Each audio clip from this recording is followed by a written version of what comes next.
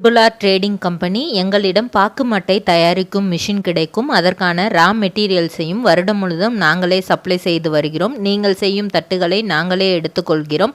அதற்கான லோன் வசதியும் செய்து தருகிறோம். இன்னைக்கு நம்ம பார்க்க போற செலிபிரிட்டி சன் டிவில டெலிகாஸ்ட் ஆகிற 3 முடிச்சு சீரியலோட ஹீரோவான சூர்யாவை பத்தி தான்.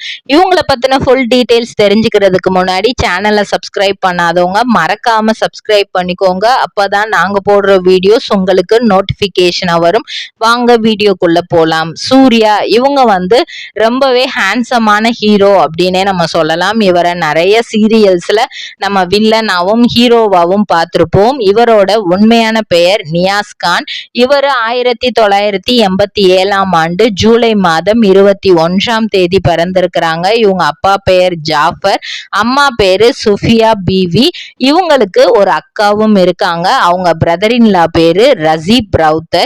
இவங்க 2 பேரும் ரொம்ப ஃப்ரெண்ட்லியா ஒரு அக்கா ஹஸ்பண்ட் மச்சான் அந்த மாதிரிலாம் இல்லாம 2 பேருமே ரொம்பவே ஃப்ரெண்ட்லியா தான் இருப்பாங்களாம். இவரை பொறுத்த வரைக்கும் ஒரே விஷயம் தானா, ஹேட்டர்ஸ் அப்படிங்கிறவங்க என்னோட கிரேட் மோட்டிவேட்டர்ஸ். அவங்கள என்னைக்குமே நான் ஹேட்டர்ஸா பார்க்க மாட்டேன் அப்படிங்கிறது தான் இவர் சின்ன வயசுல இருந்து இவர் ஃபாலோ பண்றதான். இவர் பிறந்து வளர்ந்தது எல்லாமே பெங்களூர். அதுக்கப்புறம் அவர் வெக்கேட் ஆகி வந்தது தான் சென்னை. இவர் TKTM அப்படிங்கிற ஒரு ஸ்கூல்ல தான் படிச்சிருக்கிறாரு. அதுக்கப்புறம் BBA பிசினஸ் அட்மினிஸ்ட்ரேஷன் எடுத்து அந்த இதுல ரொம்பவே இதா படிச்சிருக்கிறாரு. படிச்சு முடிச்சதுக்கு அப்புறம் நெக்ஸ்ட் என்ன பண்ணலாம் அப்படின்ட்டு இவருக்கு பெருசா சினிமா மேலலாம் எந்த ஆர்வமும் இருந்தது கிடையாது.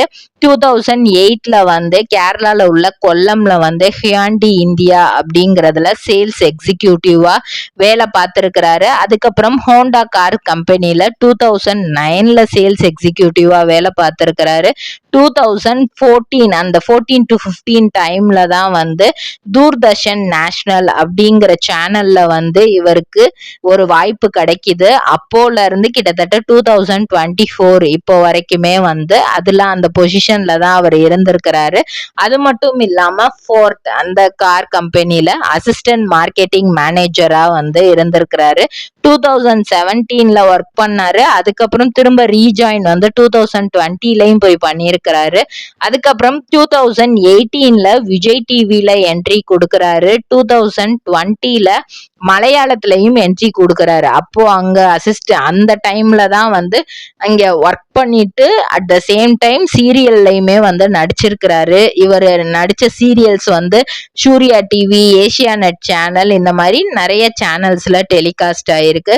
ஸோ அதெல்லாம் விட்டுட்டு தமிழ்ல வாய்ப்பு கிடைக்கும் போது இது எல்லாமே, ஏன்னா அந்த டைம்ல மலையாளத்துல சீரியல் நடிச்சதுனால இதுலயும் ஒர்க் பண்ணிக்கிட்டே பேலன்ஸ் பண்ணி அதுல இது பண்ணியிருக்காரு. 2019ல செப்டம்பர் மாதம் 8ஆம் தேதி இவருக்கு ஸ்ருதி சந்திரசேகர் அப்படிங்கிறவங்களோட திருமணம் நடக்குது. அலைன்ஸ் யூனிவர்சிட்டியில தான் அவங்க ப்ரொஃபஸரா இருக்காங்க. இன்னும் சொல்ல போனா HODயா இருக்காங்க. அந்த அளவுக்கு பெரிய பொசிஷன்ல இருக்காங்க. ஸோ ஃபினான்ஷியலா இவர் ஸ்ட்ராங்கா தான் இருந்திருக்காரு. ஸோ எந்த ஆப்பர்ச்சுனிட்டி கிடைச்சாலும் நம்மளுடைய ஒரு ஆசைக்காக நம்ம நடிப்போம், நம்மளுடைய திறமை என்னங்கிறத மற்றவங்களுக்கு தெரியப்படுத்துவோம், தெரியாத சில விஷயங்களை நம்மளும் கத்துக்குவோம் அப்படின்னு இவர் ஆசைப்பட்டு நடிச்சதுதான் நிறைய சீரியல்ஸ் அப்படின்னே சொல்லலாம். ஆனா ஸ்டார்டிங் ஸ்டேஜ்ல அப்படி இருந்துச்சா அப்படின்னு கேட்டா அப்படி இல்லை. ஏன்னா கார் கம்பெனில ஒர்க் பண்ணிக்கிட்டே சின்ன சின்ன சான்சஸ் தேடி இருக்கிறாரு. அப்போ பெருசா அது கிடைக்கல.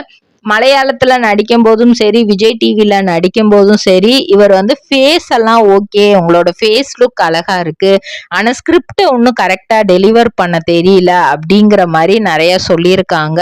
இவருக்கு செஸ் அப்படின்னா ரொம்பவே பிடிச்ச கேமா, அதுதான் எப்பவுமே அவரோட ஃப்ரீ டைம்ல அவர் விளையாடுறதா. அது மட்டும் இல்லாம புக் ரீட் பண்றதும் ரொம்ப பிடிக்குமா. அதுல முக்கியமா ஷேக்ஸ்பியரோட புக்குனா ரொம்ப இஷ்டமா. இவருக்கு ஜீ தமிழ்ல சண்டைக்கோழி அப்படிங்கிற சீரியல்ல நடிக்கிறதுக்கு வாய்ப்பு கிடைச்சிருக்கு. அதுக்கப்புறம் புது புது அர்த்தங்கள் அப்படிங்கிற சீரியல்ல நடிக்க வாய்ப்பு கிடைச்சிருக்கு.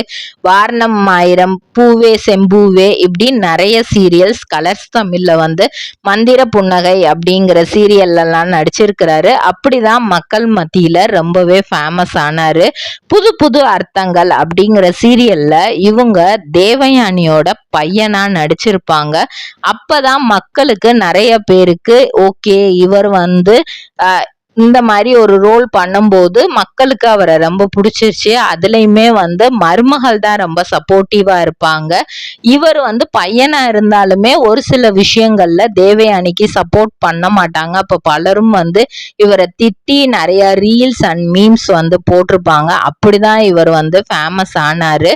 அதுக்கப்புறம் தான் இவருக்கு கிடைச்ச வாய்ப்பு 3 முடிச்சு சீரியல். இதுல வந்து நம்ம ஸ்வாதியோட சேர்ந்து ரொம்பவே பெஸ்டா வந்து பண்ணியிருப்பாரு. இன்னும் பண்ணிட்டு இருக்காரு.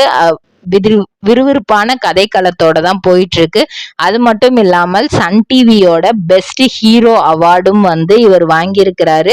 ஜி தமிழ்லயுமே சண்டைக்கோழி அப்படிங்கிற சீரியலுக்கு பெஸ்ட் அவார்டு வந்து ஹீரோங்கிற அவார்டு வந்து வாங்கியிருக்காரு. ஸோ இதுவே எனக்கு மிகப்பெரிய ரெகக்னேஷன். நான் என்னதான் பெரிய ஹீரோவா அந்த பிக் ஸ்கிரீன்ல இல்லைனாலும் இந்த ஸ்மால் ஸ்கிரீன்ல நான் பெஸ்ட் ஹீரோன்னு வாங்கினதே எனக்கு போதுமானது அப்படிங்கிற மாதிரி ரொம்பவே திருப்திகரமா சொல்லியிருக்காரு. இவருக்கு ஒரு பெண் குழந்தையும் இருக்கு. இதே மாதிரி பல செலிபிரிட்டிஸை பத்தி தெரிஞ்சுக்கிற சேனலை மறக்காம சப்ஸ்கிரைப் பண்ணிக்கோங்க.